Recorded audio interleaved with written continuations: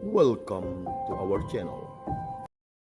Kembali lagi bersama Riak Sabda, edisi Selasa 30 April 2024. Saudara-saudari yang dikasihi Tuhan, menghayati iman atau hidup seturut tuntutan iman akan Yesus Kristus di tengah berbagai persoalan dan tantangan dunia saat ini tidaklah mudah. Ketika kita mencoba untuk berjalan di jalan yang benar dan mengusahakan kebaikan bagi sesama, maka akan ada dua tanggapan yang akan kita terima, yakni antara penerimaan atau penolakan.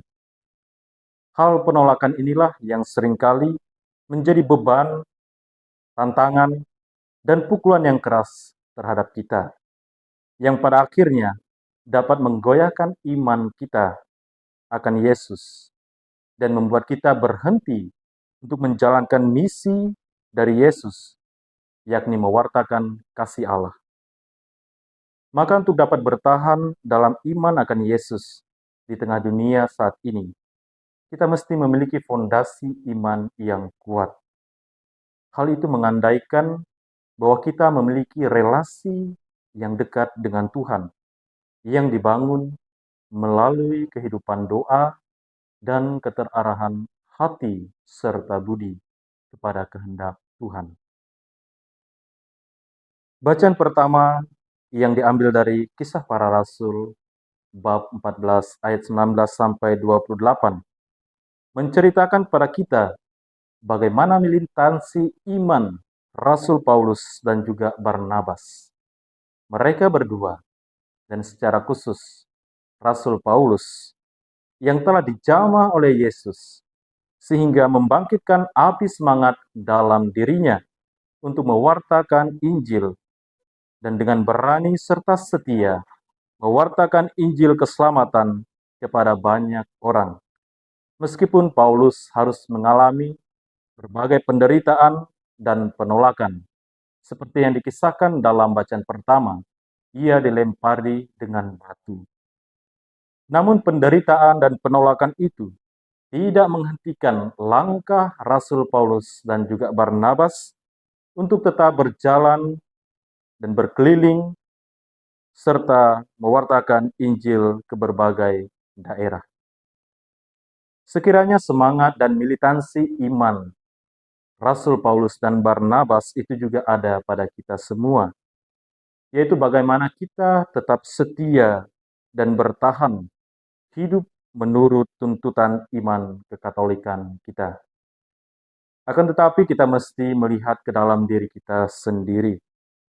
Apakah justru saya yang menjadi pihak yang menolak kebenaran Injil? Sebab kita memiliki kecenderungan untuk membela diri dalam artian egoisme. Hanya karena kita tidak mau direndahkan atau tidak mau dikritik, kita justru membenci orang-orang yang sebenarnya memiliki kehendak baik dengan mengatakan sebuah fakta kebenaran tentang diri kita. Saudara-saudari yang terkasih, Tuhan Yesus tidak pernah menjanjikan sebuah jalan yang mulus dan mudah. Sebaliknya, jalan yang mesti kita tapaki ialah jalan salib, yang berarti jalan penderitaan atau jalan kesengsaraan. Akan tetapi kita tidak perlu khawatir dan takut akan hal itu, akan segala penderitaan yang kita alami oleh sebab kita mencintai Yesus. Dalam bacaan Injil yang diambil dari Injil Yohanes, kita mendengarkan sebuah amanat perpisahan dari Yesus, di mana Ia menghadiahi kita damai sejahtera. Apa artinya damai sejahtera itu? Damai berarti sebuah situasi ketenangan dalam hati, sebuah perasaan bebas dari kekhawatiran dan ketakutan, atau singkatnya, sebuah ketenangan jiwa yang merasa utuh dan sempurna. Dengan demikian, Yesus sendiri memberikan kepada kita kemampuan untuk menjadi saksinya di tengah dunia ini. Dengan damai yang diberikan oleh Yesus, kita dimampukan untuk mengatasi segala kekhawatiran dan ketakutan dalam diri kita terhadap penderitaan yang akan datang. Hanya saja kembali kepada diri kita.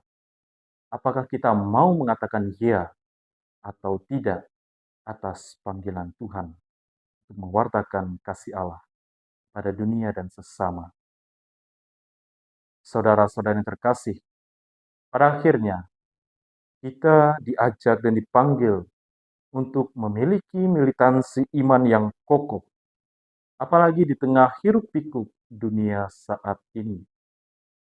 Namun, sekali lagi, hal ini mengandaikan kedekatan atau relasi yang intim dengan Tuhan, di mana kita tinggal di dalam dan bersama Tuhan dalam ikatan cinta yang mesra. Sehingga kita dapat memperoleh damai sejahtera yang dapat menjadi obat pelipur atas segala kekhawatiran, ketakutan, rasa sakit, dan duka. Satu hal yang perlu kita ingat, bahwa Yesus tidak pernah meninggalkan kita. Ia adalah Allah yang setia.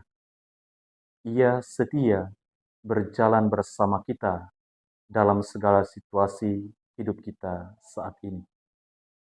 Semoga Tuhan membimbing dan menambah iman kita.